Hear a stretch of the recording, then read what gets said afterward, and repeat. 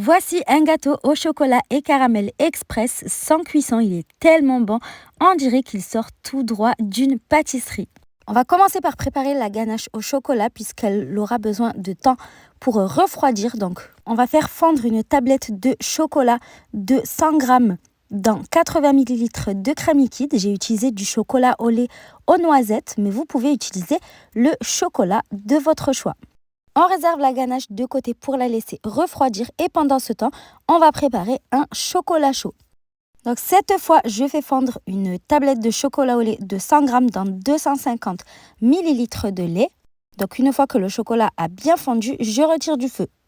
On laisse refroidir les deux préparations de côté et pendant ce temps, on va préparer la crème.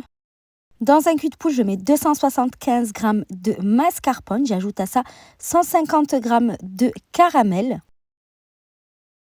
Et je mélange le tout jusqu'à obtenir une texture homogène. Si vous voulez une crème moins sucrée, vous mettez moins de caramel. Et à l'inverse, si vous voulez qu'elle soit plus sucrée et plus forte en caramel, donc vous en mettez plus. On ajoute ensuite 350 ml de crème liquide entière très froide et on continue à battre jusqu'à obtenir une crème qui se tient bien. Et la recette est déjà bientôt finie. Il ne nous reste plus qu'à faire le montage du gâteau. Donc on prend un moule carré de 20 cm, on trempe des biscuits style petit beurre dans le chocolat chaud refroidi. J'ai fait 2 étages de biscuits.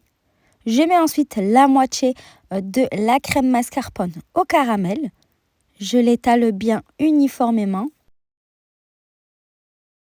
Ensuite, pour ajouter du croquant et de la gourmandise, vous allez mettre des barres chocolatées, la marque de votre choix.